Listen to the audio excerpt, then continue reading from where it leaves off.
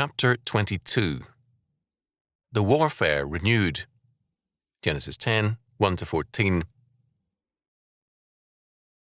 Now these are the generations of the sons of Noah, Shem, Ham, and Japheth, and unto them were sons born after the flood. The sons of Japheth, Gomer and Magog, and Madai, and Javan, and Tubal, and Meshech, and Tiras. And the sons of Gomer, Ashkenaz, and Repath, and Togarmah. And the sons of Javan, Elisha, and Tarshish, Kittim, and Dodanim. By these were the isles of the Gentiles divided in their lands, every one after his tongue, after their families, in their nations. And the sons of Ham, Cush, and Mizraim, and Put, and Canaan. And the sons of Cush, Seba, and Havilah, and Sabta, and Ramah, Amsabtega. And the sons of Ramah, Sheba, and Dedan. And Cush begat Nimrod. He began to be a mighty one in the earth. He was a mighty hunter before the Lord, wherefore it is said, even as Nimrod, the mighty hunter before the Lord. And the beginning of his kingdom was Babel, and Erech, and Akkad, and Calneh, in the land of Shinar.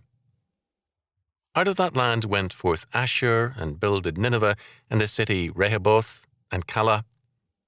And Rezin, between Nineveh and Calah, the same is a great city.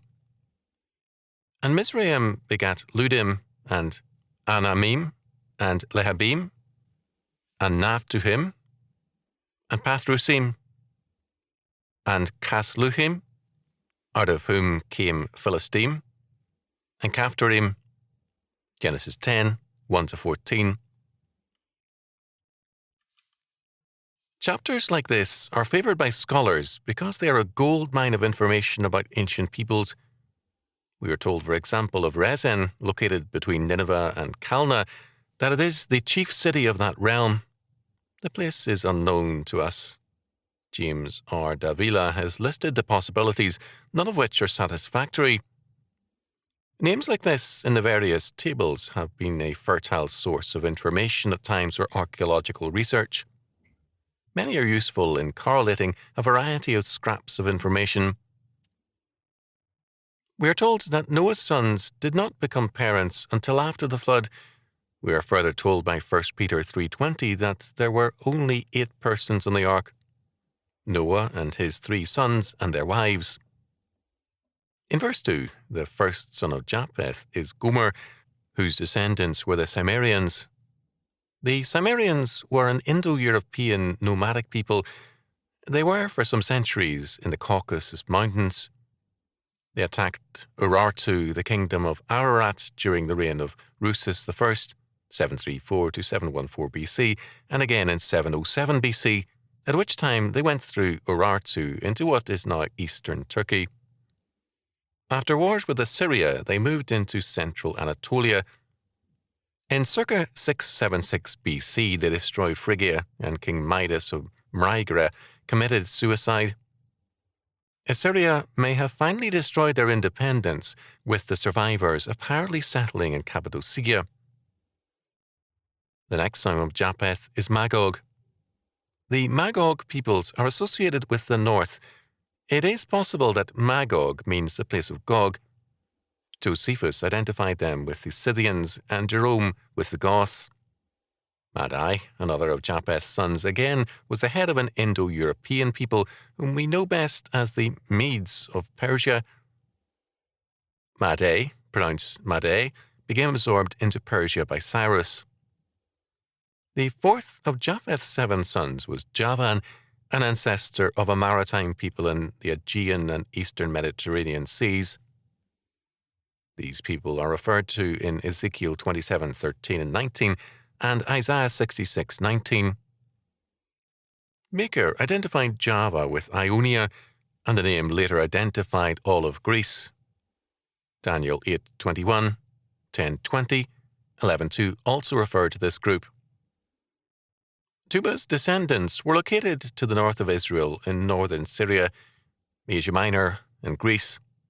There are references to them by the prophets, Ezekiel 27:13, 32:26. This last reference is to a terrorist people. See also Ezekiel 38:2, 39:1. Meshech is usually described as a non-Semitic people also, and it is referred to in Ezekiel 27:13, 1 Kings 7:13 following, Ezekiel 32:17-32, 38:14-16, 39:3. Their location was Cappadocia according to Herodotus and Josephus. Herodotus sees them as Phrygians. The last of Japheth's 7 sons is Tiras, a name less known to us. He appears also in the genealogy of 1 Chronicles 1:5, but there is no other mention of him in the Bible. In verse 3, we have the sons of Gomer listed. Ashkenaz is referred to in Jeremiah 51:27 as one of the kingdoms, together with Ararat or Urartu and Minai, summoned to oppose Babylon. They were, in the 8th and 7th centuries BC, located between the Black and Caspian Seas. Apparently, they were also known as Scythians and, as such, left their marks in great areas of Central Asia and as far northwest as Scotland. Ripath is cited in 1 Chronicles 1:6 as Dipath. The descendants of Ripath were a nation in north-central Asia Minor. The Riphathian Mountains gained their name from him, and Josephus, Antiquities 1:6:1, refers to him. Togarmah is referred to as a people in Ezekiel 27:14. Neo-Assyrian and Hittite sources refer to them. The 4 sons of Javan are next cited, beginning with Elisha, verse 4. He is referred to in Ezekiel 27:7. An island realm, the centre of the Elisha was Cyprus. These people were known for their coloured fabrics and as exporters of copper. Next is Tarshish, verse 4, people associated with various areas of the Mediterranean by Baker and with Sardinia by Steigers because of inscriptional evidence. They were a seafaring people, and sea trade in the context of reference to them, as in 1 Kings 10:22 and 2 Chronicles 9:21. Among the references to them are 1 Kings 9:26 following, 1 Kings 22:48, Psalm 48:8, 2 Chronicles 20:36 following, Ezekiel 27:25, Isaiah 23:1, 14:16, 6:9. Kittim, verse 4, was a city-state now known as Canarca. Kittim refers also to a seacoast place. Chittim, in Numbers 24:24, compare Daniel 11:30. Kittim was on the south-central coast of Cyprus. There are references to it in Isaiah 23:1 and Ezekiel 27:6. The name came to refer also to Greece. Dodanim, verse 4, headed a later ethnic group identified by Steigers with Rhodes and its neighbouring island, but Hess is not certain of the proper location. In verse 6, the sons of Ham, 4 in number, are listed. Steigers traces the ancient Kishites of Mesopotamia to Cush because the cities of Nimrod, his son, are located there. It is significant that Ham's descendants were apparently prominent in the renewed war against God. Mizraim, verse 6, is Egypt, both upper and lower, and it means, quote, to Egypt, end quote. The name Mizraim is still in use in Egypt as a name for the land. Phut, verse 6, or Put, is given no place in the genealogy so that his descendants are unnamed. There are references to them in the Bible in Jeremiah 46:9, quote, the Libyans, end quote, are in the Hebrew Put, as in Ezekiel 38:5, it is in the English as Libya. Canaan, verse 6, is the last of Ham's sons. He is the one on whom Noah's curse rests. The history of the Canaanites has not been properly written, nor their depravity honestly described. They were peoples upon whom God's judgment rested, but his amazing patience led to a deferment of judgment for generations. Genesis 15:16.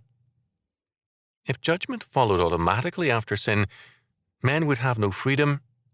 But God requires that men bring immediate judgment upon sin in order that men may recognize what constitutes order in a society. Our failure to enforce God's law brings the judgment of lawlessness upon us, and finally, God's radical condemnation.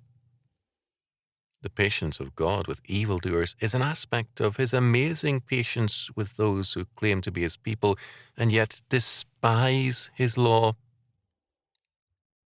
In verse 7, we have a selective genealogy again, in that the sons of Cush listed are Seba, Havilah, and Sabta, also Rama and Sabteca. The two sons of Rama are listed, Sheba and Dedan. Seba was the head of a people located either in the southern part of Arabia or in Ethiopia. Both areas may have been Sabaean at one time. Havilah is still the name in slightly different form of two tribal groups in the Yemen who are known as the Havilan. Sabta's descendants were in Arabia or Ethiopia and held power in an area important as a trade route. Sabteca or Sabteca fathered a people located either in South Arabia or Ethiopia or both. Their power was their location on the ancient trade route. The name of Sabteca appears in the Ethiopian dynasty that ruled in Egypt. The sons of Rama are Sheba and Dedan. In Ezekiel 27:22, Rama and Sheba are partners in commerce with Tyre. More precise information on Rama is lacking. There are varying identifications for Sheba. There is confusion with regard to Dedan, because Abraham and Keturah had grandsons named Sheba and Dedan, Genesis 25:3. Dedan was the name of an important commercial center. It is referred to in Isaiah 21:13 and Ezekiel 38:13. Before continuing with the account about Nimrod, it is necessary to consider the genealogy a bit more. Scripture gives much space to the family. God's law stresses the family as an institution and as a law center. God himself uses the family to typify the church, Galatians 6:10, Ephesians 2:19. He himself is the Father, and the second person of the Trinity is the Son.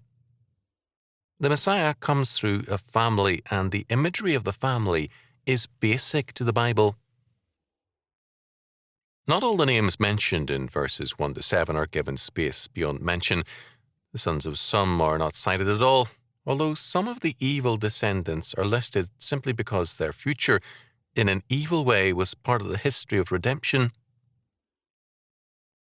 The family histories are given to indicate the importance of family and inheritance, but at the same time we see in Genesis a disregard for priorities of blood in favor of grace.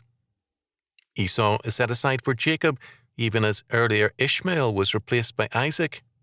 Joseph and Judah took priority over Reuben because the natural, however important, can never replace the order of grace. In verse 5, we are told that the sons of Japheth in the early centuries took possession of the islands of the Mediterranean Sea. This is an historical note concerning families, islands, languages, and nationalities. There is no excuse for an unconcern with history and philology and related subjects. The Bible routinely calls our attention to such matters. There is no biblical foundation for the, quote, spiritual, end quote, religion which despises scholarship and learning. In verses 8 to 12, we are told of Nimrod and his heir, Ashur. Nimrod is described as, quote, a mighty one on the earth, end quote, and as, quote, a mighty hunter before the Lord, end quote. There are disagreements about the meaning of these expressions and of Nimrod's name. Quote, mighty hunter, end quote, can be rendered, quote, tyrant, end quote, and Nimrod means, quote unquote, rebel, or, quote, let us revolt, end quote. His revolt was against God. He was not a hunter of animals, but of men. He established a kingdom consisting of 4 city-states, Akkad, Babel, Erech, and Calneh. He then went into Assyria to build Nineveh, Rehoboth, Calah, and Rezin. Tyranny, rule without God and radical hostility to God had thus an early start. Its origin was in the line of Ham, whose grandson Nimrod was. In verse 13, the sons of Mizraim are listed: Ludim, Anamim, Lehabim, and Naphtuhim, also Pathrusun, Kashuhim, the father of the Philistines, and Caphtorim. Ludim is mentioned in the prophets in Isaiah 66:19 and Ezekiel 27:10. The Libahim are probably Libyans. The Pathrusin were the people of Upper Egypt. The Caphtorim are the people of Crete. The anti-God temper looms large over Noah's time, but however much, age after age, this warfare persists and grows. The kingdom of God grows even more. It persists and increases because God is God and only His purpose can prevail. The Bible gives us an account of the growth of the kingdom of evil, the kingdom of man. It is the development of the meaning of the fall, Genesis 3:5. It is also the development of death, as Proverbs 8:36 declares, quote, "But he that sinneth against me wrongeth his own soul. All they that hate me love death." End quote. The suicidal nature of the rejection of God must be recognized if we are to understand the Bible. As against this, the kingdom of God develops its meaning as life. Life in Christ and under the triune God. To war against God is to war against life